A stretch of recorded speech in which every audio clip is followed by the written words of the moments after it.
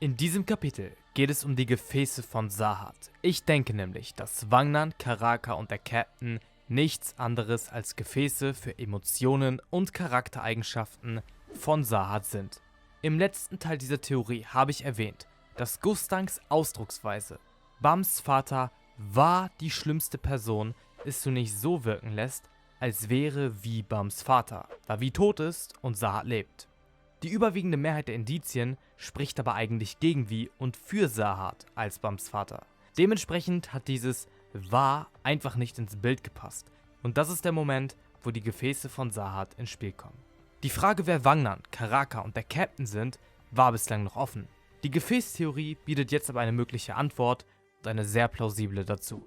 König Sahat hat sich stetig verändert, aber ich würde sagen, dass wir bislang 3 Stufen von ihm gesehen haben. Erstens den Abenteurer Sahat, zweitens der verunsicherte, fast schon verwirrte Sahat, der Arlen einen Antrag gemacht hat, drittens der absolut kalte König Sahat. Der Unterschied zwischen dem dritten und dem ersten ist offensichtlich, aber die zweite Stufe benötigt, denke ich, etwas mehr Erklärung. Sahat hat sich schleichend verändert und wurde dann irgendwann zum König, nachdem er den Vertrag mit dem Guardian eingegangen ist. Trotzdem, obwohl Sahat zu diesem Zeitpunkt bereits König war, schien er auf dem Antragspanel verunsichert und verwirrt zu sein. So wirkte es zumindest auf mich. So oder so, ich denke alleine die Tatsache, dass er sie erst sucht und ihr dann einen Antrag macht, obwohl sie ihn mittlerweile offensichtlich ablehnt, zeugt von einem gewissen Zwiespalt. Er wirkt verzweifelt und das war er sicherlich auch. Ich meine, anschließend musste er sogar gegen sie und Wie in den Krieg ziehen und ihr geliebtes Kind töten. Als wäre das nicht genug, dreht Arlen Grey's durch und verschwindet. Natürlich nimmt das ein Mann mit, der sein Leben lang in diese Frau verliebt war. Deswegen ist es, denke ich, vollkommen normal, dass Sahat zu diesem Zeitpunkt sehr verunsichert und auch verwirrt war. Dennoch, obwohl er so war, hat er sich letztlich sehr stark verändert. Und der Grund dafür liegt in Wangnan, Karaka und dem Captain verborgen. Ich meine, überlegen wir doch mal, welche Eigenschaften Sahat hatte oder hätte haben sollen zu einem gewissen Zeitpunkt, jetzt aber nicht mehr hat, und um den Ganzen die Krone aufzusetzen, wer diese Eigenschaften jetzt hat. Der jugendliche Sahat war ein Abenteurer und ein Abenteurer wird nicht zum König. Sahat aber ist zum König geworden und scheint nichts mehr von diesem Abenteuergeist in sich zu tragen. Ein Mann, der gezwungen wird, die Frau, die er liebt, in den Wahnsinn zu treiben und ihren bzw. seinen Sohn zu töten, der würde unweigerlich Selbsthass entwickeln. Aber Selbsthass würde einem König im Weg stehen. König Sahat sagt, dass man die Menschen um sich herum ausradieren muss, um König zu werden. Und obwohl er früher ein gutes Verhältnis zu Edwin und den anderen hatte, betrügt, belügt und manipuliert er sie heute. Er nutzt ihre Kinder als Spielball und scheint sich für die Personen nicht mehr zu interessieren. Und natürlich wäre ein Mann, der all dies tut, weil er es tun muss, seinen Sohn tötet, die geliebte Frau in den Wahnsinn treibt, seine Freunde verrät und manipuliert, natürlich wäre ein solcher Mann traurig. Und jetzt gucken wir mal, ob wir diese Eigenschaften, die Sahat eigentlich hätte haben sollen oder auch gehabt hat, irgendwo finden. Ich meine, das wäre ja schon ziemlich interessant. Fangen wir also mit dem Captain an. Der Captain stellt sich selbst als namenlosen Abenteurer vor. Das heißt also, dass wir bei ihm zufällig eine der Eigenschaften finden, die Sahat verloren hat, nämlich der Abenteuergeist. Und auch bei Karaka gibt es zufällig 2 Übereinstimmungen. Während Sahat seine Kameraden mittlerweile belügt, manipuliert und ausnutzt, so ist Karaka ihnen gegenüber loyal. Beispielsweise im aktuellen Arc versucht er unter allen Kräften, Jin-Sung zu befreien, oder aber bei seinen Untergebenen. Er lässt sie zwar für sich kämpfen, würde einen Tod aber stets rächen. So hat er sich deshalb sogar mit Yuri Sahat angelegt. Und auf der anderen Seite finden wir in Karaka den Hass auf Sahat, also Sahat Selbsthass, den er nach all dem eigentlich hätte haben sollen. Und Kapitel 499 gibt uns hier auch einen sehr interessanten Hinweis. Karaka wurde nämlich mit diesem Hass geboren. Und dann würde ich sagen, müssen wir natürlich noch auf Wangnan gucken. Denn rein zufällig befindet sich bei Wangnan die Trauer, die Sahat auch eigentlich verspüren müsste. Aber um dem Ganzen noch einen draufzusetzen, gucken wir uns doch einfach mal die sprechende Waffe an. Denn sie macht und sagt etwas sehr Interessantes. Sie erkennt nämlich beim ersten Aufeinandertreffen Wangnans Charakter. Immer traurig, aber mit einem lächelnden Gesicht. Und das passt halt ziemlich genau. Die große Frage ist nur, woher hat das Schwert diese Information, Und das ist der Moment, wo es verrückt wird. Ich meine, offensichtlich. Wäre Wangnan ein Gefäß, dann wäre es die Erklärung schlechthin. Zudem würde es Wangnans und Karakas Unsterblichkeit erklären, denn immerhin sind sie zum Teil Sahat und fallen somit unter den Unsterblichkeitsvertrag, denn sie sind immerhin Sahat selbst. Es würde auch die Ähnlichkeit erklären, weil sie quasi Klone von Sahat sind, die seine Emotionen und Eigenschaften tragen. Es würde erklären, warum Wangnan als Prinz betitelt wird, denn immerhin ist er Sahat und da es nur einen König geben kann, würde es zumindest naheliegen, ihn einen Prinz zu nennen, wenn auch nicht den wahren. Und es würde auch erklären, warum er wie Sahat den Samen eines Königs in sich tragen soll. Und hier schließt sich der Bogen zu dem Schwert und den Hörnern, die Wangnan besitzt. Der Same des Königs könnte sich natürlich davon ableiten, dass er ein Gefäß von Sahat und somit zum Teil Sahat selbst ist. Aber wir haben darüber gesprochen, dass Sahat beim God of Guardian angefangen hat, davon zu reden, König zu werden. Und es ist nun mal naheliegend, dass es das Monster war, welches ihn dazu bewegt hat. Jedoch scheint es so, als hätte das Monster Sahat manipuliert und im Sinne des Dukes ausgenutzt. Der erwachsene Sahat aber meint, dass er das Schicksal von derselben Höhe wie Gott, also Duke, sieht. Das passt nicht zusammen, wenn Sahat nach wie vor von dem Monster manipuliert wird. Es könnte also vielmehr so sein, dass Sahat mittlerweile meint, das Monster durchschaut zu haben und somit nun sein Schicksal geändert hat, indem er das Monster versiegelte. Hwa-Jun sagte zu Even Edrock, dass sie gehört habe, dass auf dem Hidden Floor das Böse schlafen soll, was Sahat dort hinterlassen hat. Was könnte nur das Böse sein, wenn nicht das Monster, was nun auch mal nachweislich auf dem Hidden Floor war? Und das ist noch nicht alles. Der Punkt ist, dass Wangnan als der größte Fehler Sahats betitelt wird und damit könnten natürlich die Gefäße an sich gemeint sein, aber es könnte auch etwas mit dem Monster zu tun haben. Denn erinnern wir uns kurz daran, dass das Monster die Idee des Königswerden erst in Sahat platziert hat und er das Monster, wenn er später abgestoßen hat. Das heißt also, dass Sahat jetzt vielmehr König bleibt, weil er keine andere Wahl hat. Er kennt die Konsequenzen und muss diese verhindern. Wangnan aber spricht davon, König zu werden, wie der junge Sahat. Und als ob das noch nicht genug wäre, hat er ausgerechnet die Hörner, die auch das Monster hat. Bei Karaka und dem Captain haben wir die bislang noch nicht gesehen. Das heißt also, dass Wangnan höchstwahrscheinlich Teile des Monsters und damit die Idee des Königswerdens bekommen hat. Deshalb auch der größte Fehler, weil er das Monster nie hätte beherbergen sollen und deshalb Samen des Königs, weil er den Samen des Königs in sich trägt, den einst Sahat hatte. Nämlich das Monster, der wahre Same des Königs. Und als wäre das nicht genug, es kommt noch mehr dazu. Da wäre zum einen der Übergang auf Wangnan, nachdem Sahat davon gesprochen hat, dass er das Schicksal manipuliert. Ach, und natürlich ging der Schwenker nicht nur auf Wangnan, sondern auch auf die mysteriöse Waffe, die eventuell das schlafende Böse, nämlich der Rest des Monsters ist. Und das war auch nicht irgendein Schwenker. Ich meine, Sahat redet davon, seit jenem Tag das Schicksal von derselben Höhe wie Gott zu sehen. Und dann greift Wangnan das Schwert. Und jetzt guckt euch die Waffe mal genau an. Diese Waffe sieht genau so wie eines der Hörner aus. Come on, als ob das Zufall wäre. Und um das alles noch zu unterstreichen, ist da die Szene, in welcher das Monster den Big Breeder tötet.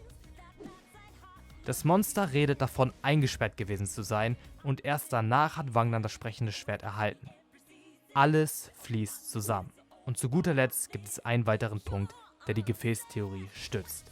Karaka konnte uns zwar nicht erzählen, was oder wer Wangnans Nanny wirklich war, aber Fakt ist, dass er von jemand aufgezogen wurde, der scheinbar weder seine Mutter noch sonst irgendeine enge Beziehung zu ihm hatte. So etwas in der Art kennen wir bereits mit den lebenden Entzündungswaffen. Natürlich waren sie ein bisschen anders, aber eine gewisse Ähnlichkeit zu der Workshop-Verfahrensweise besteht auf jeden Fall. Außerdem würde es gut zusammenpassen, dass Gustang scheinbar über Wangnan Bescheid weiß, eben weil der Workshop die Gefäße erschaffen hat und Gustang sehr enge Beziehungen zum Workshop hat. Das heißt also, Wangnan, Karaka und der Captain sind nichts anderes als Gefäße für Emotionen von Sahat, die ihm im Weg standen, ein König zu sein. Und aus diesem Grund lautet die Formulierung auch, Bams Vater war die schlimmste Person, die Gustang je kannte. Denn der Mann, der einst Bams Vater war, existiert so nicht mehr. Einige der Eigenschaften, die Sahat zu dem machten, was er war, befinden sich nicht mehr in ihm, sondern in den dreien.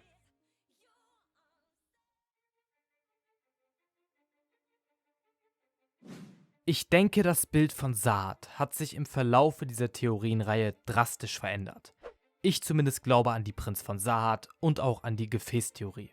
Ebenso glaube ich, dass der Duke das Mastermind hinter dem Turm ist und auch dass Bam den Turm am Ende verschlingen soll, um Gott zu werden. Die Indizien sprechen in meinen Augen einfach zu stark dafür. Das hat mein Bild von Sahat komplett verändert. Ich sehe Sahat eher als einen tragischen und missverstandenen Charakter, auch wenn er natürlich irgendwo der Villain ist.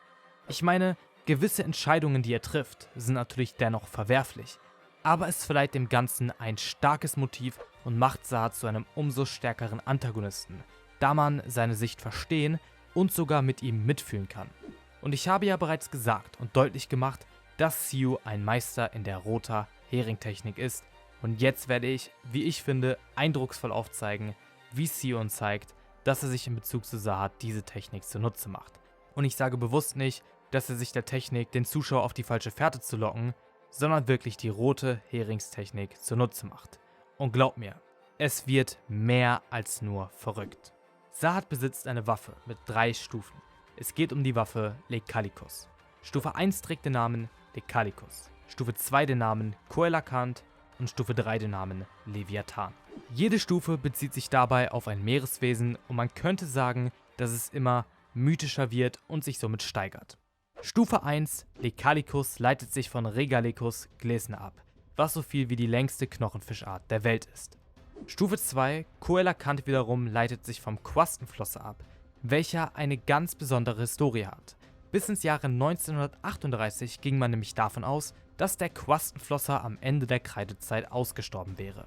Dann aber hat man den lebendigen Gegenbeweis gefunden. Stufe 3, Leviathan wiederum ist ein mythisches Wesen. Es ist ein Seeungeheuer und das Sinnbild des Chaos und der gottfeindlichen Weltmächte. Es gibt noch mehr Bedeutung dahinter, wie das Böse selbst, Aufrühren gegen Gott und mehr. Man sieht also, dass es sich immer weiter steigert. Eben vom längsten Knochenfisch der Welt zu einer antiken Art und wiederum zum mythischen Seeungeheuer.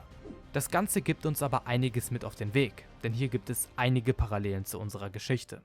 Regalicus leitet sich zum Beispiel von königlich ab, was wir eben bei Sahat finden. Coelacant wiederum ist wie gesagt eine antike Fischart und dementsprechend aus längst vergangenen Zeiten zurückgekehrt, also zumindest kann man es so ausdrücken. Die Parallele findet sich hier bei den Native Ones und schließlich Rak.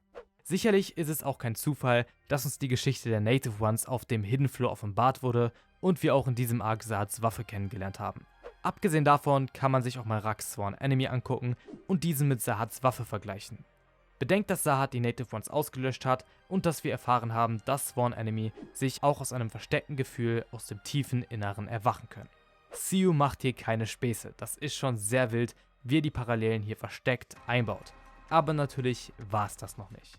Leviathan ist Gottes Gegner und nach all dem in dieser Theorienreihe ist, denke ich, deutlich geworden, dass Sahat sich gegen den Duke, sprich den Gott des Towers, stellt. Eine andere Deutung könnte auch sein, dass Sahat sich gegen Bam stellt, der zum Gott werden soll. So oder so bedient es eine, wenn nicht sogar beide Thesen. Allerdings wird der Leviathan auch mit dem Bösen assoziiert und man könnte natürlich sagen, dass Sahat wirklich böse ist. Er ist immerhin der Hauptgegner der Geschichte und hat auch einige böse Dinge getan. Aber nach all dem wirkt Sahat nicht wirklich böse, zumindest nicht auf mich. Er scheint das alles nur zu machen, um den Turm zu beschützen. Es würde, je nach Deutung, natürlich passen, aber Siu hat es sich nicht nehmen lassen, einen weiteren Trick einzubauen. Und jetzt wird es wirklich sowas von insane. Nicht nur die erste Stufe trägt den Namen Lecalicus, sondern auch die Waffe selbst. Und die Waffe hat zusätzlich zu all dem einen Spitznamen, und zwar Needle of War. Der Spitzname selbst soll hier für uns aber keine allzu große Wichtigkeit haben. Es geht vielmehr um das, was damit einhergeht. Denn nicht nur Sahats Lecalicus, sondern auch unser Lecalicus hat einen Spitznamen. Und unser Lecalicus heißt zufällig König der Heringe. Und nicht nur das, zufällig ist die Waffe rot, wie der rote Hering. Das heißt also, Siu zeigt uns eindrucksvoll, dass er sich zumindest im Kontext zu Sahat die roter Hering-Technik zunutze macht. Und ich glaube, cooler kann man es nicht verpacken. Diese Parallele ist einfach ein bisschen zu viel, als dass ich sie einfach als Zufall abstempeln würde. Nicht nach all dem. Autoren machen sich nun mal viele Gedanken und wenn man Tag ein, Tag aus an einem Werk arbeitet, dann baut man Details, Parallelen und so weiter einfach ein. Es würde mir sogar schwerer fallen, nicht daran zu glauben, dass es pure Absicht war. Ich meine, all die Parallelen, das wäre schon ein bisschen viel Zufall. Siu möchte uns hiermit auf eine falsche Fährte locken. Wir sollen denken, dass Sahat böse ist und immerhin spiegelt der Leviathan genau das auch wider. Jetzt könnte man natürlich sagen, dass der Leviathan nur eine falsche Fährte ist und somit auch alles, was damit einhergeht. Allerdings ist das selbst schon wieder eine falsche Fährte, quasi das i-Tüpfelchen. Nicht der Leviathan und das, was damit einhergeht, ist falsch und soll uns auf eine falsche Fährte locken, sondern das, was wir von Sahat selbst zu wissen glauben. Wir sollen denken, dass Sahat böse ist und sozusagen den Leviathan repräsentiert. In Wahrheit ist es aber das genaue Gegenteil. Er repräsentiert den Leviathan zwar, indem er sich gegen den Duke stellt, ist gleichzeitig aber nicht böse. Spricht genau das, was die ganze Theorie aussagt. Und um dem Ganzen jetzt noch die Krone aufzusetzen, gibt es noch eine weitere Legende bezüglich zum Leviathan. Der Leviathan soll nämlich am Ende der Welt von Gott besiegt werden. Das Ende der Welt ist hier mit dem Ende des Towers gleichzusetzen, was natürlich durch Bam ausgelöst werden soll, der zufällig ein Gott werden soll, nach der Theorie. Passt auf jeden Fall ziemlich gut, würde ich sagen. Das Ganze lässt sich übrigens auch perfekt in eine Timeline rücken. Fangen wir nämlich mit Nekalikus an, denn Nekalikus kommt nun mal zuerst. Um es in die Timeline zu rücken, Nekalikus leitet sich vom Königlich ab. Wir können es also an den Anfang setzen, an den Zeitpunkt, an dem Sahat gekrönt und zum König wurde, also als er den Vertrag abschloss. Dann haben wir den Spitznamen Needle of War und Needle of War ist offensichtlich. Es kommt in der Timeline direkt danach, an den Zeitpunkt, als er gegen Arlen Grace in den Krieg gezogen ist. Anschließend haben wir Koelakant und damit natürlich die vermeintliche Auslöschung der Native Ones, die auch etwas später stattfand, so würde ich es zumindest zeitlich einschätzen. Zu guter Letzt haben wir dann Leviathan und damit Sahat, der das Monster abstoßt und sich letztlich gegen den Duke stellt. Also zum einen dem Gott des Towers und letztlich auch gegen Bam, der zum Gott werden soll. Meine Ansichten zu Sahat haben sich drastisch verändert. Er ist für mich eine der besten Figuren, die ich kenne. Zumindest dann, wenn die Theorien stimmen und ich gehe ehrlich gesagt davon aus. Eine andere Figur, die ich für unheimlich gut, aber auch für unheimlich mysteriös und geheimnisvoll erachte, ist Rachel. Im nächsten und vorerst doch letzten Teil dieser Videoreihe widme ich mich also Rachel, denn ich denke, dieses undurchsichtige Bild, Rachel, verstanden zu haben. Im nächsten Kapitel geht es um Rachel vom Floor of Death.